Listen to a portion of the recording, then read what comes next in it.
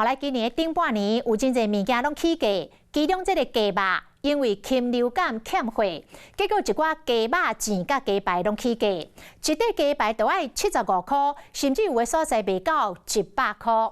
啊，最近这个鸡胸肉计数有较回落，有连锁的鸡排业者真有良心哦，调降计数，一块鸡排是属5块，为75块降到70块。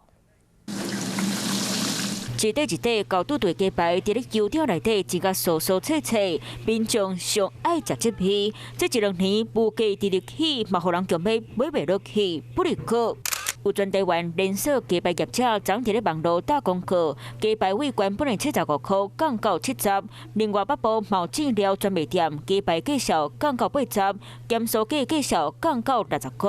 一路鸡原因，头家讲是国内国禽流感疫情慢慢变好。过年的时候是因为就是大环境状况不好，那后来台湾的禽流感也开始爆发，所以才在年中间因为成本考量涨到75元。今年初因为鸡肉产量不稳定。本正1礼拜应该生产500万只，雪米标准减真济。天线卖计数为去年底1公斤80块卡刀，今年顶半年起到超120，直到9月份开始计数才慢慢回稳。上个礼拜的话，已经来到551万到552万，到明年的2月，原则上是没有问题的。